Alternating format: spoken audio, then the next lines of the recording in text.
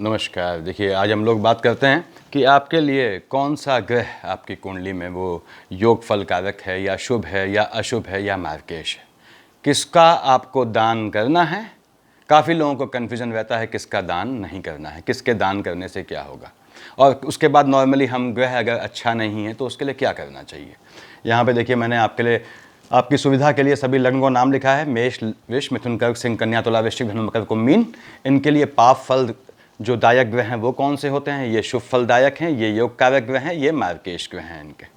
तो इसका आप लोग एक बार स्क्रीनशॉट ले लें यहाँ पे। तो मैं आगे बढ़ता हूँ। देखिए, इसमें मेरे ख्याल से स्क्रीनशॉट ले लिया होगा आप लोगों ने।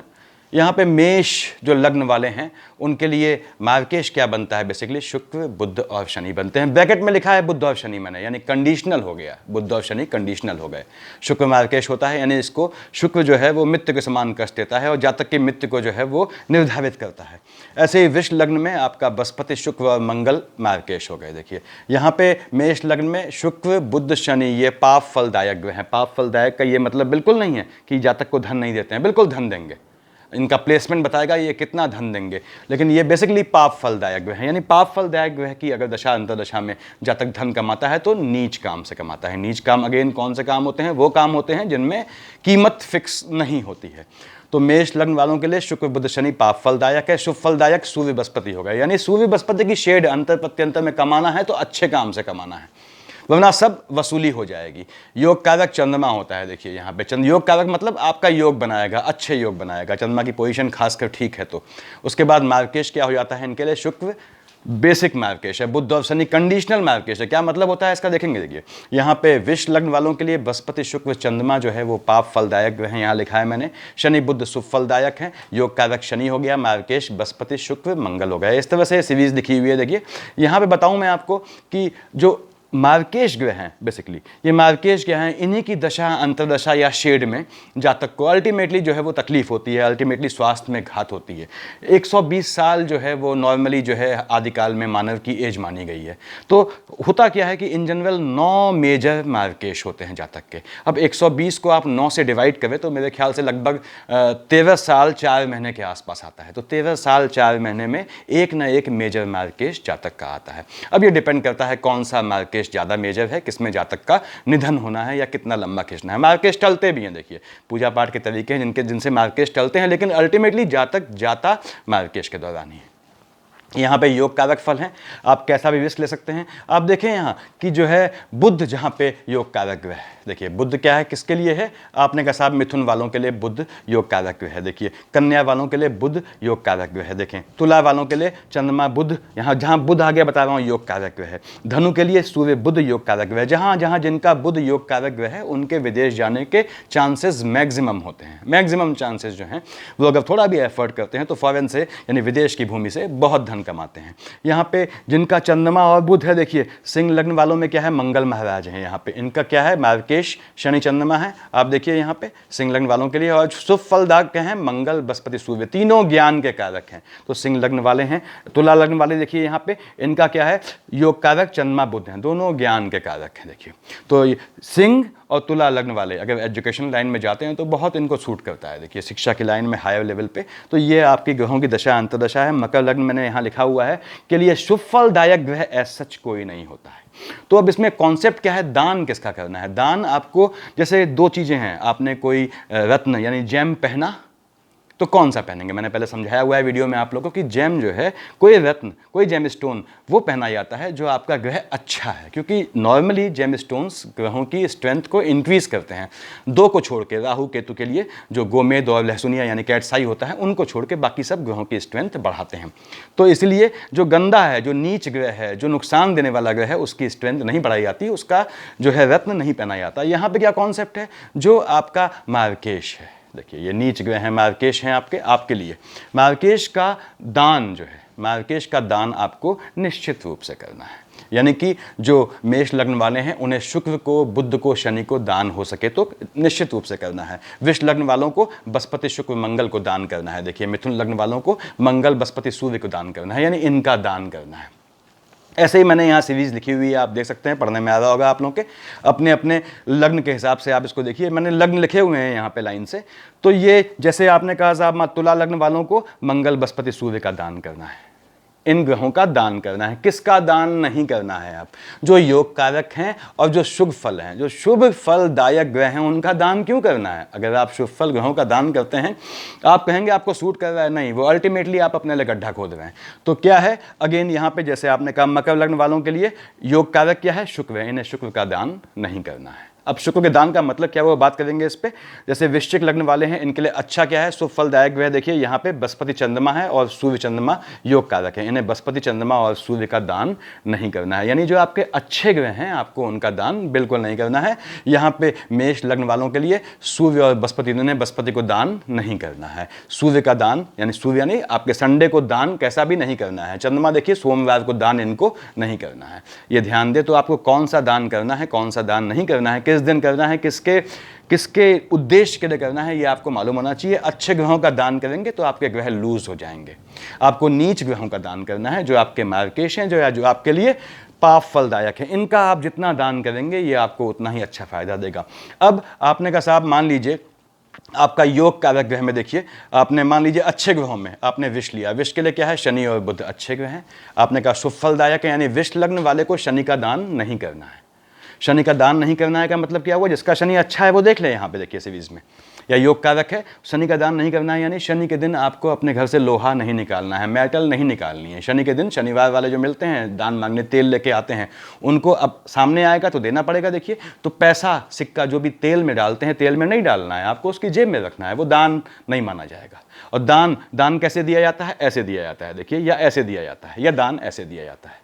तो दान जब न हो, यानी कि आपने कहा साहब आप विष लग्न वाले हैं, मान लीजिए शनिवार को कोई मांगने आ गया, बाहर क्या करेंगे? तो ऐसे दान हो जाएगा, तो आपको ऐसे दान देना है। ये दान, ये अंजलि दान नहीं होती। अंजलि जो है वो होम होता है, जहां हम होम देते हैं अंजलि में पानी देके, तो ये दान में ध्यान रखना है। ऐसे ही आपके मिथुन लग्न वालों को देखिए, शुभ फलदायक ग्रह कौन है? शुक्र है और बुध है। शुक्र और बुध को इनको बिल्कुल दान नहीं करना है, और अगर दान है तो कैसे करना है बताया मैंने आपको। और इनके जो नीच ग्रह होंगे इनके लिए, वो मिथुन वालों के लिए मंगल बृहस्पति सूर्य हैं देखिए, या मंगल बृहस्पति सूर्य, यहाँ मार्केश भी है इनका दान करना है। तो मार्केश का दान बिल्कुल निश्चित रूप से करना चाहिए आपको, और जो है ये ध्यान रखना है अच्छे ग्रहों का दान नहीं करना है। अब इससे भी ज़्यादा आवश्यक चीज़ क्या है?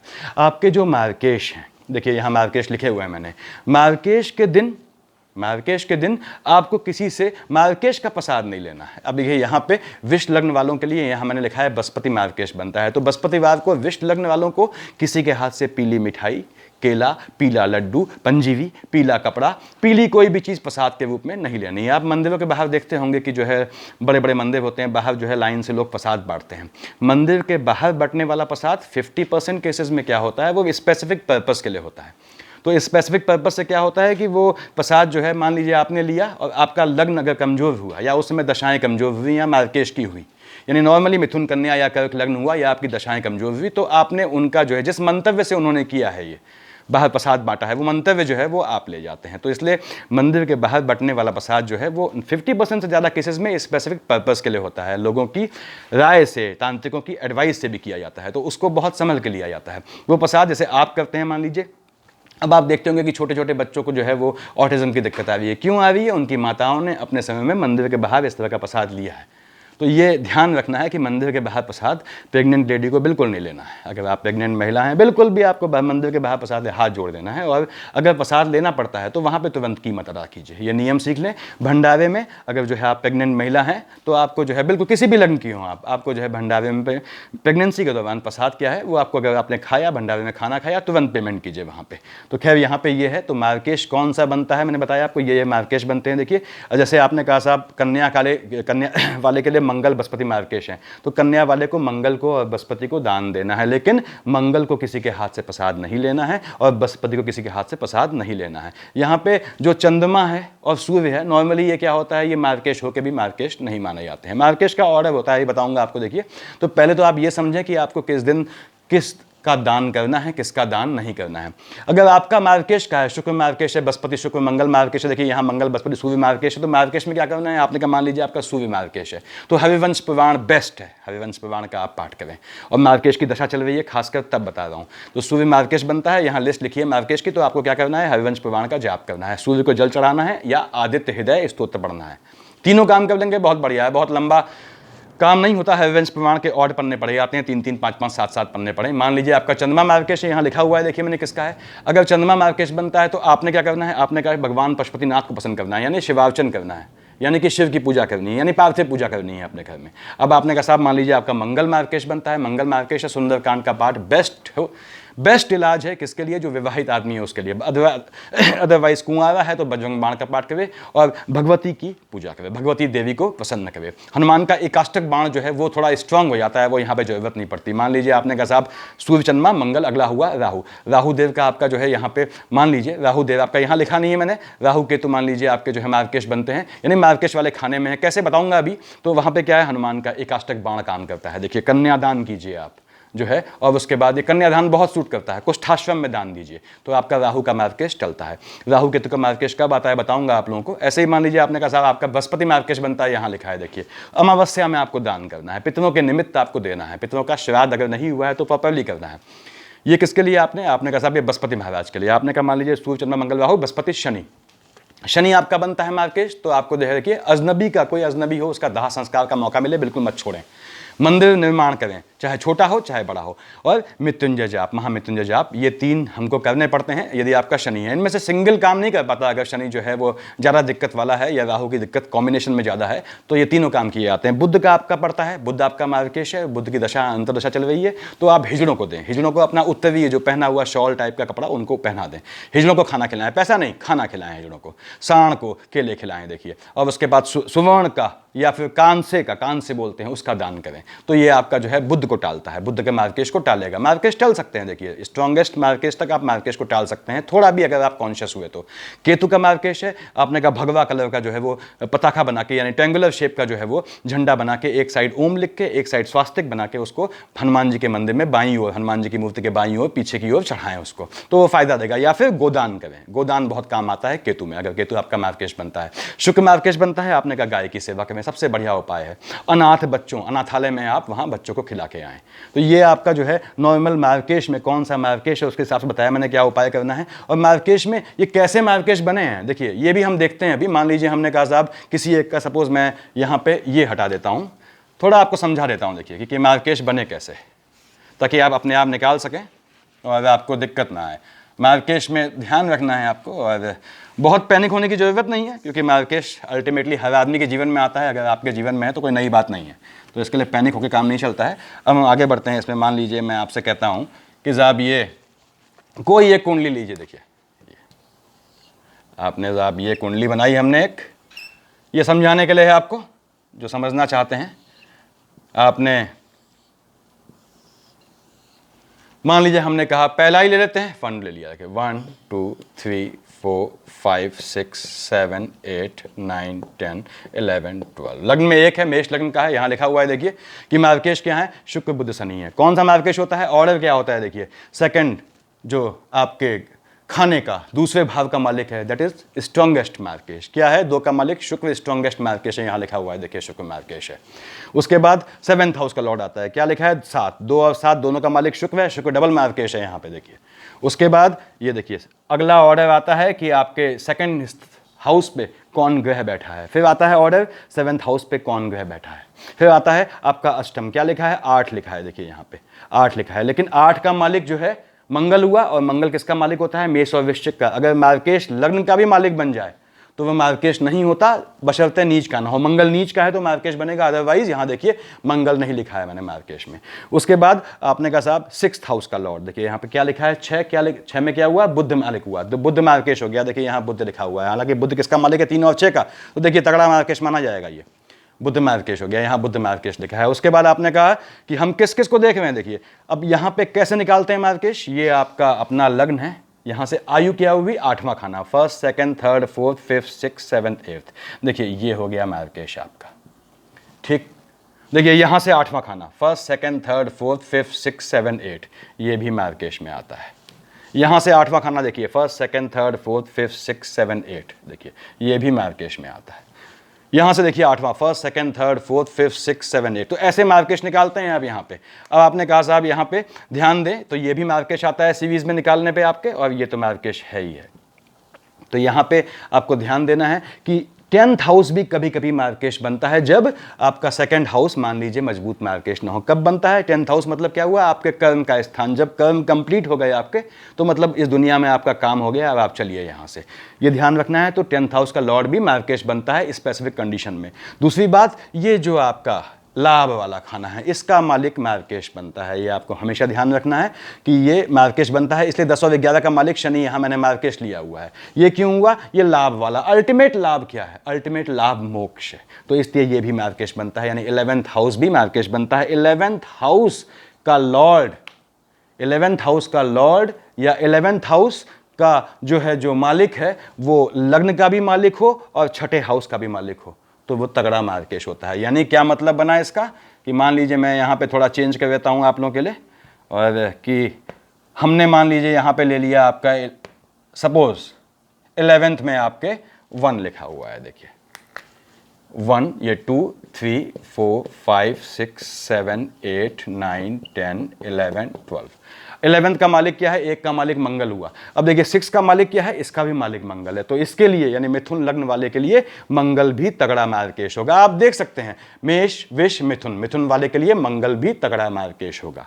बजाय साथ में इसके चंद्रमा है ही, चंद्रमा क्या है? कंडीशनल मार्केश होता है। चंद्रमा और सूर्य जो है वो कंडीशनल मार्केश होते हैं, वो मतलब मार्केश की पोजीशन लाते हैं। चंद्रमा और सूर्य मतलब आपका, चूंकि चंद्रमा के स्पाइक्स होते हैं, मैं हमेशा समझाता हूं आप लोग को, और कभी आया कभी बादलों में छुप गया, तो ये सडन में देता है। अगर नीच का है, गंदा है, तो झटका देगा। आयु वाले खाने में बैठा है, बिल्कुल झटका देगा आपको। किसको? मिथुन लग्न वाले को। तो चंद्रमा और सूर्य कंडीशनल मार्केश हो जाते हैं। राहु केतु में, राहु केतु सामान्य स्थितियों में मार्केश नहीं होते। केतु में, बुध में और चंद्रमा में यदि कोई जातक जाता है, यदि कोई जातक का जो है वो मृत्यु होती है, तो निश्चित समझ लें कि विवाह में जो, मतलब उसकी सॉरी जो है मैरिज, उसकी जो मृत्यु है, मृत्यु में जो है उसके कुछ खेल हुआ है। यानी कि आप देखेंगे कि कोई आदमी ने, किसी ने सुसाइड कर ली है, और आपने कहा दशा कौन सी है? केतु की है, केतु में चंद्रमा की अंतर प्रत्यंतर है, निश्चित रूप से सुसाइड उसने नहीं की है, उसका हत्या हुई या उसकी हत्या काबिज की गई है। तो ये केतु में, राहु में ये विसंगतियां आती है। राहु क्या है? मस्तक है, तो राहु की दशा में यदि मार्केश आता है मेजर कोई, अव्वल तो राहु खत्म नहीं करता है, लेकिन अगर आता है तो मस्तक के यानी कि ब्रेन हेमरेज से, इन चीज़ों से जातक को घात होता है। यहाँ पे चंद्रमा और सूर्य, फिर से कह दूं, यहाँ चंद्रमा जो है होने के बाद भी, मारक होने के बाद भी मारक नहीं मानते हैं लोग, लेकिन चंद्रमा अगर नीच का है या अष्टम में बैठा हुआ है तो निश्चित रूप से जातक का मार्केश बनता है। तो मार्केश का ध्यान रखें, मार्केश से संबंधित ग्रहों का हमेशा दान करें, संबंधित दिन में दान करें। और दान करने के लिए बताया है मैंने, ये दोनों हाथ से दान नहीं होता, दान ऐसे होता है या ऐसे होता है या ऐसे होता है, ये ध्यान दें। और अच्छे ग्रहों में आपको दान बिल्कुल नहीं करना है। अच्छे ग्रह जो आपके योग कारक ग्रह हैं या जो आपके शुभ ग्रह बताए मैंने, उनमें आपको बिल्कुल भी दान नहीं करना है, अदरवाइज आपको घात कर जाएगा। अब क्या होता है, मैंने बताया आपको, मैंने क्यों बताया आपको कि ये जो वीडियो है बेसिकली मैं बता रहा हूँ आपको, it is a kind of game of death बता रहा हूँ मैं आपको, कि मृत्यु का ये पहला पार्ट है। देखिए कि कैसे मौत आती है जातक को, कब आती है। तो क्या है कि मार्केश जो है आपका जो है वो, मैंने बताया कि 9 मेजर मार्केश होते हैं। मार्केश को हम 2 भागों में बांटते हैं। देखिए स्वाभाविक मार्केश और अस्वाभाविक मार्केश। स्वाभाविक मार्केश मतलब नॉर्मल डेथ हुई, अस्वाभाविक मतलब सामूहिक लोगों में जो है कोई आदमी खत्म हो गया। मान लीजिए कि जैसे केदारनाथ में घटना हो गई थी, वो अस्वाभाविक घटना थी, या किसी ने सुसाइड की, तो वो भी जो है सडन, वो मतलब अनप्रिडिक्टेड हो जाता है। वो ये है, आपने देखा होगा कि आत्महत्या करने वाले के पास मान लीजिए आधे मिनट पहले कोई पहुंच गया तो आत्महत्या का योग टल जाता है। या कोई आत्महत्या का मन बना रहा है, उसने पंखे पर कुछ लटकाया, अचानक कोई पहुंच गया, किसी ने एंट्री मार दी, तो वो उसका योग टल जाता है आत्महत्या का। तो ये असामान्य है। और सामान्य मार्केश नॉर्मल मार्केश होते हैं। सामान्य मार्केश 9 होते हैं। बताया मैंने आपको कि 120 साल की आदमी की उम्र मानी गई है, उसको हम अगर 9 से डिवाइड करें तो लगभग 13 साल 4 महीने में जातक का मार्केश आता है। तो इसका हम नेक्स्ट पार्ट देखेंगे, कैसे मार्केश से हमने बचना है, या कौन सा मार्केश आपके लिए ज़्यादा मेजर है। मार्केश आप यहाँ से निकाल सकते हैं किसी के लिए भी। देखिए अब थोड़ी देर आपने कहा मकर लग्न है, तो आपको बिल्कुल पैनिक नहीं होना है। आपको ये चीज़ मालूम होनी चाहिए कि आपका मार्केश कब है, कितने साल का मार्केश चलेगा, कब तक चलेगा, कब इफेक्टिव होगा, ये मैं आपको बताऊंगा आगामी वीडियोज़ में। मान लीजिए कोई ले लिया आपने, कहा साहब मकर लग्न है, लीजिए यहाँ पे 10 लिख दिया, 10th 11 12 1 2 3 4 5 6 7 8 9। देखिए सेकंड हाउस में क्या है आपका, 11 का मालिक शनि हो गया। किसका लॉर्ड है? लग्न का भी लॉर्ड है। सामान्य परिस्थितियों में मकर लग्न वाले के लिए शनि मार्केश नहीं होगा, सामान्य परिस्थितियों में बोला है मैंने। क्यों? क्योंकि ये जो लॉर्ड यहाँ का है वही लग्न का लॉर्ड है। तो बेसिक कौन सा हो गया? 4 का मालिक चंद्रमा हो गया, देखिए 7th हाउस का लॉर्ड, ये मेजर मार्केश हो गया। उसके बाद क्या हुआ? यहाँ 3 लिखा हुआ है, 3 और 6 का मालिक बुध, देखिए बुध भी हल्का मार्केश हो गया इसका, ये ध्यान देना है आपको। और उसके बाद यहाँ पे 3rd हाउस का लॉर्ड क्या हुआ? बृहस्पति हो गया, देखिए यहाँ पे। और कहाँ कहाँ है? एक्सपेंडिचर वाले खाने का मालिक है, दोनों गंदे खाने हैं, बृहस्पति इसका ठीक ठाक मार्केश हो जाता है अगर ये अपनी राशि में न बैठा हो। तो इस तरह से मार्केश निकाला जाता है, और किसको आपको किस ग्रह में दान करना है ये आप लोगों को कन्फ्यूजन था, उस हिसाब से करें। मार्केश के सेकंड पार्ट में मैं आप लोगों को बताऊंगा कि बेसिकली मार्केश कैसे काम करता है, कैसे हम निकालते हैं स्ट्रॉन्गेस्ट मार्केश क्या है। 3rd पार्ट में बताऊंगा मैं आप लोग को कि कैसे आदमी अपनी एग्जैक्ट आयु का आकलन कर सकता है। 4th पार्ट में बताऊंगा मैं आपको कि कैसे हम समझ सकते हैं कि किसी जातक की मृत्यु जो है कावित की गई है या स्वाभाविक रूप से हुई है। Thank you.